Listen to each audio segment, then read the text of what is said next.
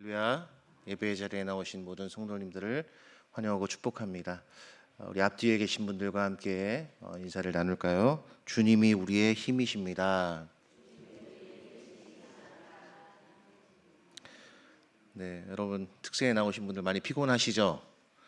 네, 그래서 오늘 말씀은 짧게 전하려고 하는데 잘 되겠죠?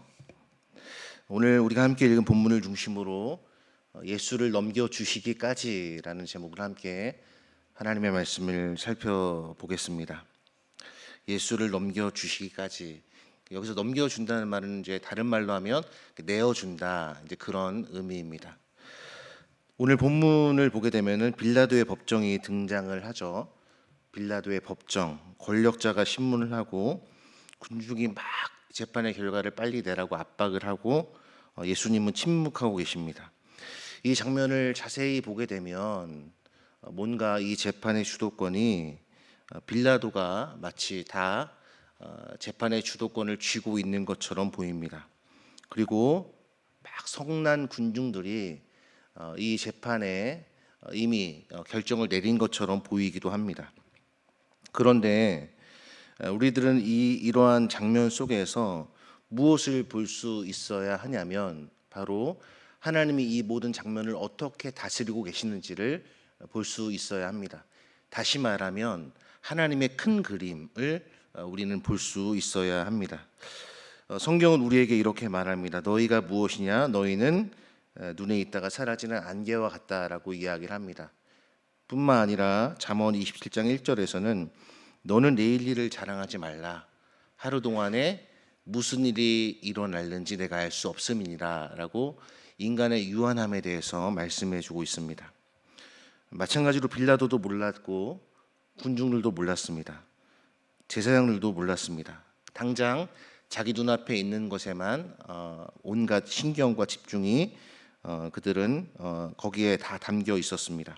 그러나 하나님은 이 상황에서 이 모든 장면을 큰 그림을 그리고 계셨습니다. 이 법정에서 과연 누가 주도하고 있는 것인지 우리가 함께 말씀을 살펴보겠습니다. 자, 먼저 18장 39절부터 40절까지를 보게 되면은 군중의 선택에 대해서 나옵니다.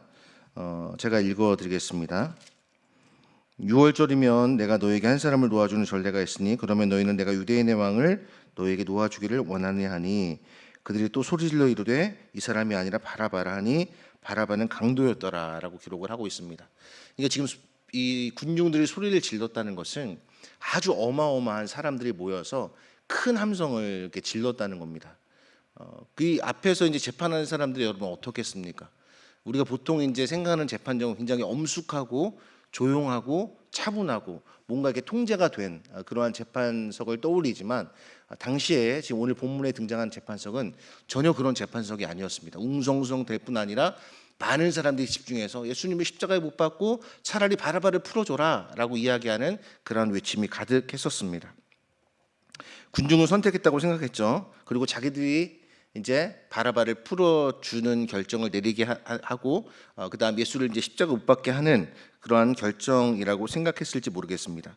그러나 이미 하나님은 이 모든 상황 가운데 주도적으로 알고 계셨습니다. 누가 넘겨지게 될지 그리고 누가 풀려나게 될지 이미 큰 그림 안에 있었습니다. 여러분 바라바가 풀려나는 것이 우연이라고 생각하면 안 됩니다. 이것은 하나님의 큰 그림과 구속 역사 가운데 있는 하나의 순간이라는 것이죠. 죄인이 풀려나고 의인이 넘겨지는 것, 바로 이것이 18장 39절부터 40절까지 해서 이야기하고 있는 군중의 선택의 모습이라는 것입니다. 자, 이어서 등장하는 장면은 무엇입니까? 이제 예수님께서 채찍질을 당하시는 것과 그다음 가시관을 쓰시는 장면입니다. 빌라도는 예수를 채찍질을 하게 하죠. 그리고 군병들은 이 가시관을 엮어 머리에 씌우고 자색 옷을 입히고 조롱합니다. 오늘 우리가 새벽에 들은 것처럼 그 가시는 우리가 생각하는 그런 가시가 아니라 아주 큰 나무의 가시였기 때문에 살짝만 움직여도 머리에 피가 났겠죠. 그리고 채찍은 우리가 잘 아는 것처럼 그냥 일반적인 채찍이 아니었습니다. 몸에 큰 상처뿐 아니라 살점을 떼어낼 수 있을 정도의 아주 무자비한 채찍이 예수님에게 사용된 채찍이었을 것입니다. 이러면서 무엇이라고 조롱하죠? 유대인의 왕이요 평안할지어다. 조금만 움직여도 머리에 피가 나고 채찍질을 당하고 있는 그 예수님에게 한껏 조롱합니다. 유대인의 왕이여 평안할지어다. 굉장히 잔인한 장면이고 어떻게 보면은 참 우리의 눈으로 보기 힘든 그런 처참한 장면이 아닐 수 없습니다. 그러나 이것도 우연의 일치가 아니라는 것을 우리는 기억해야 됩니다. 이미 선지자 이사야는 아주 오래전에 이것을 기록했습니다. 그가 채찍에 맞음으로 우리는 나음을 입었도다라고 말입니다. 하나님의 큰 그림은 이미 이사야의 그 예언을 통해서 그려지고 있었습니다. 어떻게 보면 로마 군병들이 힘이 있어서 권력이 있어서 예수를 희롱하고 조롱하고 채찍질하는 것 같아 보이지만 그러나 하나님의 손이 이미 움직이고 있었다는 사실은 우리는 기억해야 됩니다. 그 다음 장면을 보시면은 이제 빌라도가 예수를 데리고 나오는 장면이 19장 4절부터 8절까지 나옵니다. 빌라도가 다시 밖에 나가 말하되 보라 이 사람을 데리고 너희에게서 나오나니 이는 내가 그에게서 아무 죄도 찾지 못한 것을 너희로 알게 하려 함이로라 하더라. 이에 예수께서 가시관을 쓰고 자색 옷을 입고 나오시니 빌라도가 그들에게 말하되 보라 이 사람이로다 하매라고 말씀합니다. 방금 전까지 예수님께서는 채찍을 맞으셨습니다.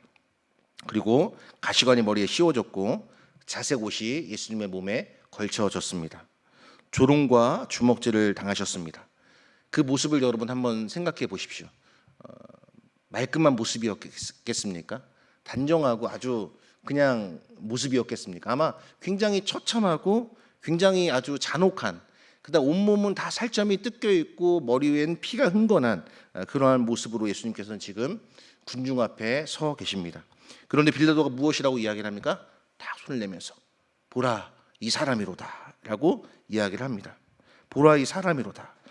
그럼 빌라도가 지금 이 예수님을 이 앞에 이제 나오게 하고 예수님을 향해서 보라 이 사람이로다라고 이야기한 빌라도의 의도는 무엇일까요?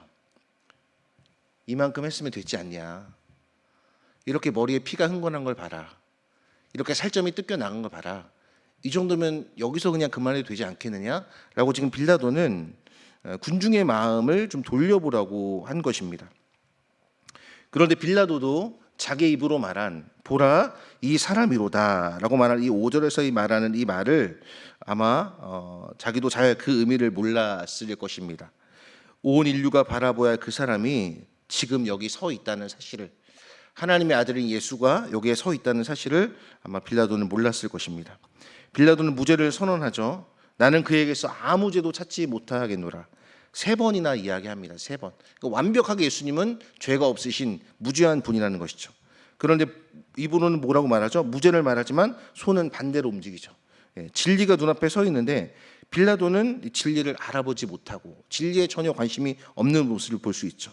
우리가 어제도 말씀을 통해 살펴보았지만은 진리가 무엇이냐라고 말한 다음에 뭐라고 얘기합니까? 이 말을 하고 다시 유대인들에게 나가서 이르되 나는 그에게서 아무 죄도 찾지 못하였노라.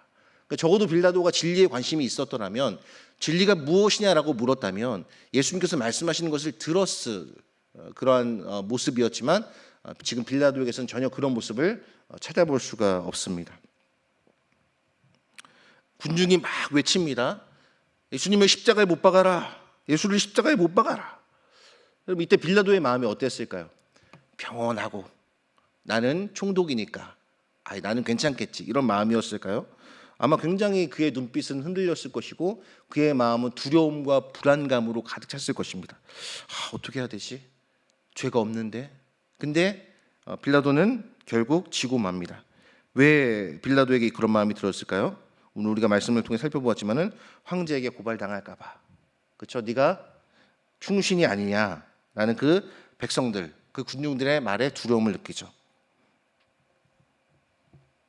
결국 진리는 두려움이 진리를 이기는 그러한 상황에 이르게 됩니다.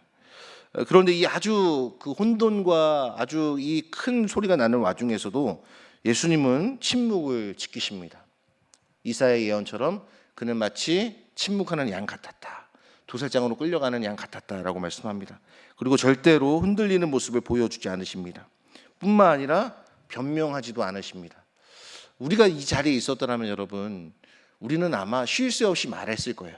쉴 새 없이 핸드폰을 돌리면서 증인을 찾고 증거를 찾고 막 여러 가지 또 연대하고 그다음 탄원서를 내달라고 이야기를 하고 그렇게 충분히 하지 않았겠습니까?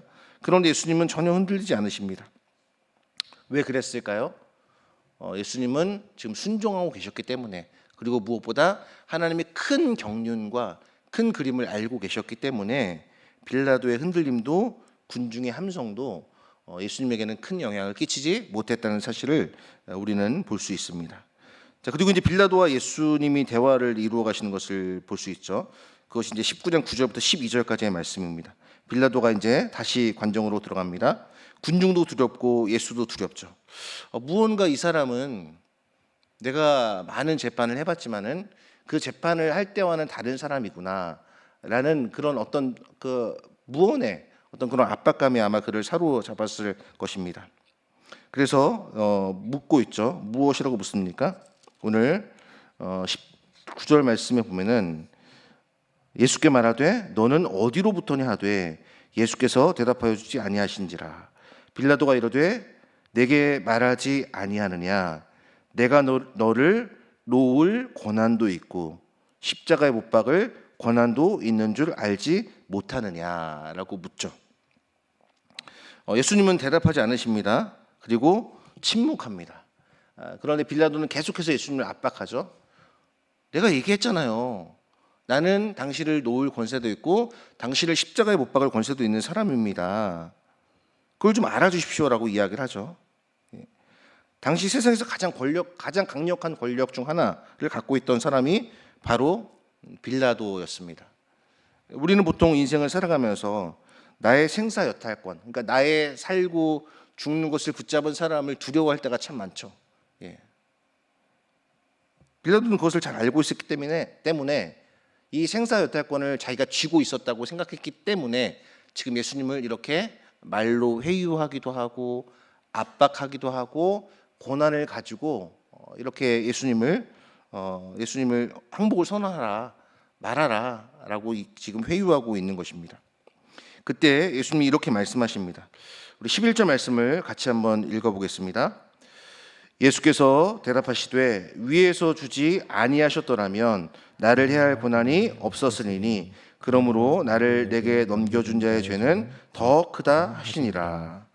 자, 다시 한번 보십시오. 예수께서 대답하시되 위에서 주지 아니하셨더라면 나를 해할 고난이 없었으리니 라고 말씀합니다. 이때 빌라도의 표정이 여러분 어땠을까요? 빌라도의 표정 아마 굉장히 일그러졌을 겁니다. 지금 자기가 최고의 권세를 갖고 있다고 생각을 했는데 내가 너를 놓아줄 권세도 있고 너를 십자가에 못 박을 권세도 있으니까 빨리 내 말을 들어라 라고 지금 방금 전까지 회유를 했는데 협박을 했는데 지금 예수님께서 뭐라고 말씀하시는 거예요? 위에서 허락하지 않았더라면 이라고 이야기를 합니다. 위에서 주니 아니하셨더라면 나를 해야 할 권한이 없었으리니. 지금 내가 신문하고 있는데 내가 지금 이 모든 법정의 순서들을 진행을 하고 있는데 지금 그 권한이 위에서 주어진 것이라고 이야기를 하죠. 오늘 본문에서 바로 이 19장 11절 말씀이 바로 오늘 설교 말씀의 핵심입니다. 예수를 넘겨주시기까지 위에서 주지 아니하셨더라면. 이 말씀은 무엇입니까? 빌라도가 지금 가지고 있는 권한도 로마 총독이 준 것이 아니라 누가 준 것이죠? 하나님이 위에서 주신 것이라는 겁니다. 빌라도가 주도하는 것처럼 보였지만 실제로 이것을 주도하시는 분은 빌라도가 아니라 군중들이 아니라 제사장들이 아니라 병사들이 아니라 누구였다는 거죠? 바로 하나님이시라는 거죠. 이 법정의 진짜 재판관이 빌라도가 아니라는 사실을 지금 말하고 있는 것입니다. 초대교회는 이것을 잘 알아서 사도행전 4장 27절과 28절에서 이렇게 이야기를 합니다. 헤롯과 본디오 빌라도는 이방인과 이스라엘 백성과 함께 모여 하나님의 손과 뜻대로 이루려고 예정하신 그것을 행하였나이다. 다시 한번 말씀드립니다. 헤롯과 본디오 빌라도는 이방인과 이스라엘 백성과 함께 모여 하나님의 손과 뜻대로 이루려고 예정하신 그것을 행하였나이다 라고 말씀합니다. 빌라도가 주도하는 것이 아니라 하나님이 예정하신 것을 빌라도의 손을 통해, 즉 도구로 이용당했던 것입니다. 결국 빌라도는 예수를 넘겨주게 됩니다. 그것이 19장 13절부터 16절까지 말씀입니다. 13절 말씀입니다. 빌라도가 이 말을 듣고 예수를 끌고 나가서 돌을 깐 뜰, 히브리 말로 가바다에 있는 재판석에 앉아있더라. 이날은 유월절의 준비일이요 때는 제6시라. 빌라도가 유대인들에게 이르되 보라 너희 왕이로다. 그들이 소리 지르되 없이하소서 없이하소서 그를 십자가에 못 박게 하소서. 빌라도가 이르되 내가 너희 왕을 십자가에 못 박으랴. 대제사장들이 대답하되 가이사 외에는 우리에게 왕이 없나이다 하니 이에 예수를 십자가에 못 박도록 그들에게 넘겨주니라 라고 말씀을 합니다. 요한복음 지금 이 단어 넘겨주다라는 단어를 계속 반복해서 사용하고 있습니다. 먼저 18장 2절을 보면 유다가 이제 이들에게 예수를 넘겨주게 됩니다. 그 다음에 18장 30절에도 보면은 유대인들이 빌라도에게 넘겨주고 예수님 스스로도 무엇이라고 이야기합니까? 19장 11절에 나를 당신에게 너희에게 넘겨준 자의 죄가 더 크다라고 말씀하십니다. 그리고 빌라도가 다시 이제 넘겨주는 장면이 오늘 등장을 합니다. 그렇다면 요한은 왜 이 단어를 계속해서 반복해서 쓰고 있는 것일까요? 그것은 과연 예수를 넘겨준 자가 누구냐라고 지금 묻고 있는 것입니다. 여러분, 예수를 넘겨준 자가 누구입니까? 유대인입니까? 가룟 유다입니까? 아니면 빌라도입니까? 우리는 이 답을 로마서 8장 32절에서 찾게 됩니다. 제가 읽어드리겠습니다. 자기 아들을 아끼지 아니하시고 우리 모든 사람을 위하여 내주시니가 어찌 그 아들과 함께 모든 것을 우리에게 주시지 아니하겠느냐. 자기 아들을 아끼지 아니하시고 우리 모든 사람을 위하여 내주시니가 어찌 그 아들과 함께 우리에게 모든 것을 주시지 아니하겠느냐라고 말씀을 하고 있는 것이죠. 바로 하나님이 위에서 예수를 내어주신 겁니다. 넘겨주신 주체가 누구라는 것이죠? 바로 하나님이시라는 것입니다. 가룟 유다의 손, 유대인들의 손, 빌라도의 손이 움직인 것처럼 보였지만 그러나 이 모든 것 뒤에서 이것을 철저하게 계획하시고 진행시키시고 움직이시게 한 분은 바로 하나님이시라는 것이죠. 이것이 바로 하나님의 큰 그림이라는 것입니다. 하나님의 큰 그림, 빅픽처. 저는 가끔 이제 유튜브를 이렇게 보다가 그림을 그리는 그런 것들을 본 적이 있습니다. 그런데 이렇게 처음에 이렇게 보면은 막 장난처럼 하는 것처럼 보여요. 그냥 이렇게 나뭇가지를 꺾어다가 그걸로 이제 이렇게 막 합니다. 그런데 나중에 이제 어떻게 이게 완성이 되냐면은 아주 놀라운 그 작품이 완성이 되는 거예요. 그러니까 이 그림을 그리는 사람은 그것을 염두에 두고 이제 이렇게 하나씩 해 나가는 거지 않습니까?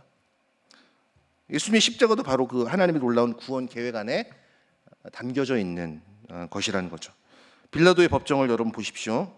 한밤중이었습니다. 어둠의 현장이었고 진리가 작동하지 않는, 오름과 의로움이 작동하지 않는 불의가 죽어나는 그런 현장이었습니다. 무죄한 자가 정죄를 받고 정치범이었던 바라바가 풀려나고 진리가 짓밟히는 그런 현장이었습니다. 누가 보아도 이것은 절망적인 장면이라고 할 수 있죠. 그런데 하나님은 그 절망의 자리에서 큰 그림을 완성하고 계셨습니다. 자기 아들을 아끼지 아니하시고 우리 모든 사람을 위하여 내주시니가 어찌 그 아들과 함께 모든 것을 우리에게 주시지 않겠느냐라고 로마서 8장 32절은 우리에게 말씀합니다. 하나님께서 아들을 넘겨주신 것은 바로 저와 여러분을 살리시기 위해서 내어주신 것입니다. 우리를 골로새서에서 말씀하고 있는 그 흑암의 권세에서 하나님의 아들의 사랑의 나라로 옮기시려고 바로 저와 여러분들을 위해 예수를 십자가에 못 박게 하신 것이라는 거죠. 하나님 나라에서 우리를 다시 일으키시고 그와 함께 영원토록 다스리게 하시기 위해서 예수님이 십자가에 못 박게 하신 것이라는 거죠. 여러분, 이것이 우리가 하나님을 신뢰할 수 있는 이유입니다. 우리 이제 고난 주간이 되면은 이렇게 막 자꾸 감정적으로 좀 우리가 뭔가 좀 이렇게 슬퍼해야 되고 좀 그런 것처럼 느낄 때가 많습니다. 물론 뭐 그 자체가 나쁜 것이라고는 할 수 없죠. 그러나 우리는 조금 더 성경이 말씀하고 있는 고난의 의미에 집중해야 될 필요가 있습니다. 우리가 하나님을 신뢰할 수 있는 이유는 하나님께서 자기 아들을 아끼지 아니하시고 우리를 구원하셨다는 그 사실에 있습니다. 우리가 눈물이 막 난다고 그것이 극대화되거나 우리가 눈물이 하나도 나지 않는다고 우리의 감정이 메마른다고 그것이 축소되거나 없어지는 일은 아니라는 것입니다. 그러므로 우리는 우리의 신앙의 근거를 감정에 두어서는 안 됩니다. 감정은 늘 요동치죠. 예.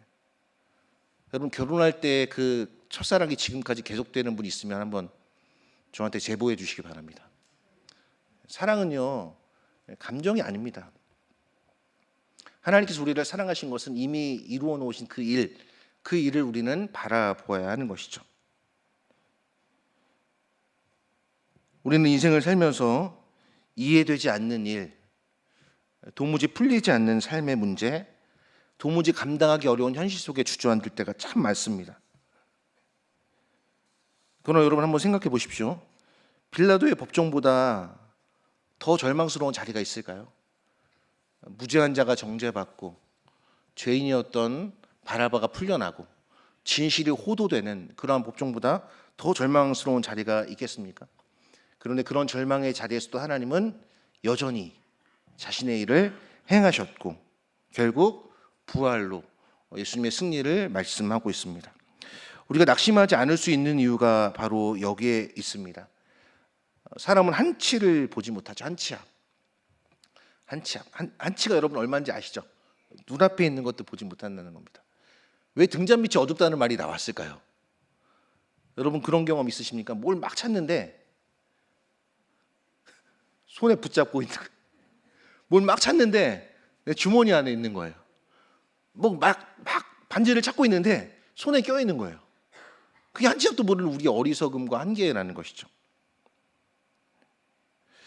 우리는 내 삶의 법정에서 무엇이 주도하는지 보이지 않을 때가 있습니다.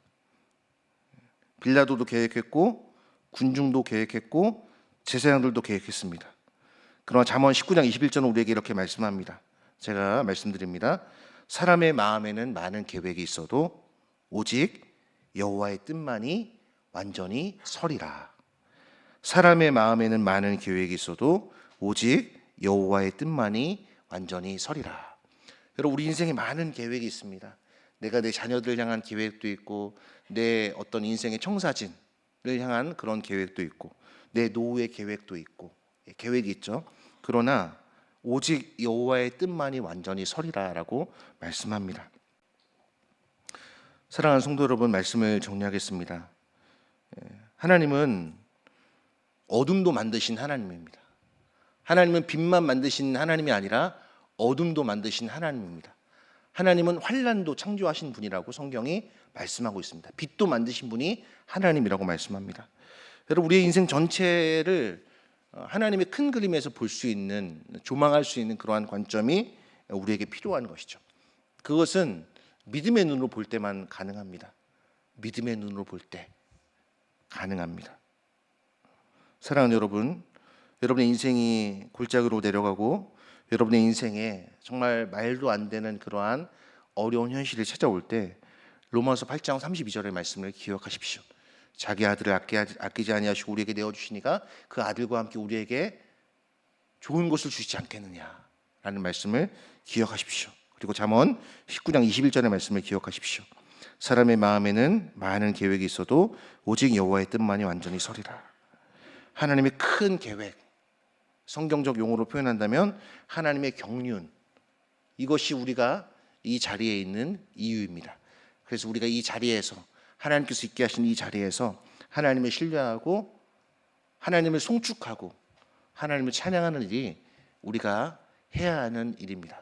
낙심하고 절망하는 일은 우리가 해야 할 일이 아니라 우리는 그 낙심과 절망의 자리에서 하나님이 하실 일을 기대하고 소망을 품는 것, 항상 기뻐하고 쉬지 말고 기도하고 범사에 감사하는 것, 그게 우리가 해야 할 일입니다. 어렵지 않죠, 여러분? 돈 드는 거 아니잖아요. 기뻐하고 기도하고 감사하는 데 돈 안 들잖아요. 그러므로 여러분 항상 그리스도 예수 안에서 우리에게 말씀하신 하나님의 뜻을 순종함으로 이루어가는 우리 모든 성도님들 되실 수 있게 되기를 주님의 이름으로 간절히 축복합니다.